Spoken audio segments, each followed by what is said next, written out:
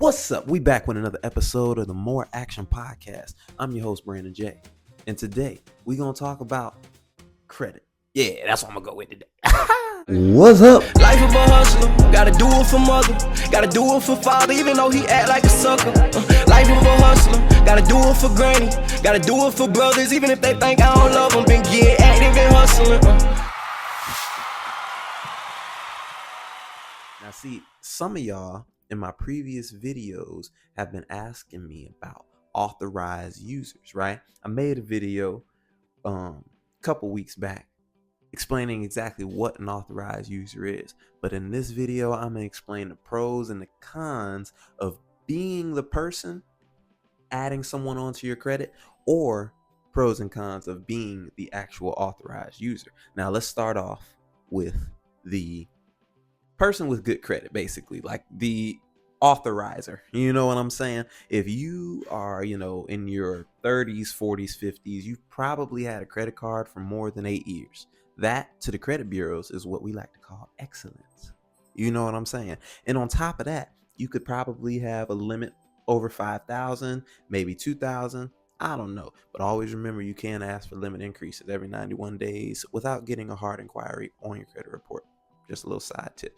But because you have a high credit limit, because you have a higher age, because your utilization is probably at 10% or less, 30% or less, because you have a credit mix of not just credit cards, but car loans, maybe student loans, credit cards, a good mix, okay? And your overall debt to income ratio and payment history is good. Now, you can add someone onto your credit card as an authorized user to help them boost their score. Now, let's talk about the cons of that situation. If you add somebody onto your credit card as an authorized user, a credit card is going to be sent to whatever address you provide. So if this person you just put on as an authorized user receives a credit card in the mail, you obviously have no control over when they activate it, how much money they spend on it, unless you set the limit. But getting them the card is giving them some sort of access. May not be all of the access, but it's some. The key to avoid the first con that I'm going to bring up is someone else spending your credit limit and you being fully responsible for it. To avoid this, all you got to do is send the card to your house. People do it for their kids all the time. Say you are 45, 50, and you have a kid who's 10 years old, 15, whatever. You can put them on your credit as an authorized user. The card will show up to your house, and then you could just hide it in the closet. You know what I'm saying? You might want to activate it and use it maybe once or twice, but pay it off in full. This will give the authorized user a credit score very close to the authorizer's score. So if your parents had a 720, they put you on their credit card as an authorized user, you're probably going to have a 715, 720 yourself. Now, like I said, the only con from adding someone onto your card is that they might have access to all of your money and could spend it, and you'd be fully responsible. Now, when I think about it, there's not many other cons to being the authorizer. You know what I'm saying? Because if you don't give them access to the money, it doesn't hurt your score to add an authorized user to your credit card or to take them off. So there's not really many cons. But the pros, well, you've been building your credit for years, right? Adding someone onto your credit score will help them so you can charge. There's money in having good credit. Okay. And on top of that, now you're building a team. Say the person that you're helping build credit is an employee of yours, maybe a future business partner. Now that you and them have good credit, that's more funding on the business side, personal side, for whatever it is you're trying to do. Now let's talk about the authorized user. Now, if you are receiving a card from somebody, as an authorized user, the pros, I would say, is that you have access to money that you aren't necessarily responsible for. So if you are late or you don't pay it all back, it won't affect you at all. Now, because it will affect the authorizer, in the long run, it really will affect you. So either way, that's kind of a pro, right? It's not your money. So you can make accidents, you can, do things that won't really affect you as quickly as it'll affect the authorizer.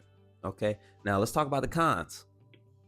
Like I just said before, if you had a late payment or didn't pay it all back, it falls on the responsibility of the authorizer. But let's say the authorizer has a late payment or they don't pay their credit limit back in full. Now you as the authorized user are going to suffer the consequences that they suffer. If their score goes down, your score goes down. You see what I'm saying? This authorized user play is really just sharing all history that the credit bureaus report for one person. So when you add somebody as an authorized user, you're just sharing the information.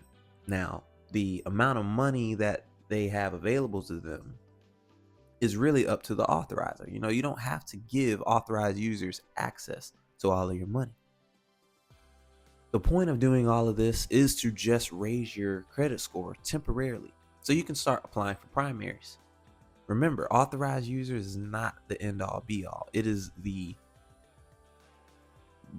it's the before the beginning. It's the damn preview before the movie starts. You don't need to be surviving out here on authorized users. You need to get an authorized user. And once your score goes up, you need to go apply for your own cards, your own loans, your own primaries. Okay? So I believe that's every pro and con I can think of when you are an authorized user or if you're the authorizer. So that's it for today's video. Now go out there and talk to some people who have good credit. See if people are willing to put you on their credit as an authorized user, because if you get it for free, you just saved yourself hundreds of dollars. Because if you are an authorizer who has a good credit score, remember, you can charge people hundreds, and yes, I mean hundreds of dollars to boost their credit score, basically by just adding them onto your credit. Really takes less than 5 minutes. So if you want to, learn more about that or have any questions, put them in the comments below. Don't forget to like, share, subscribe. This is More Action Podcast. We talk about credit, business, mindset.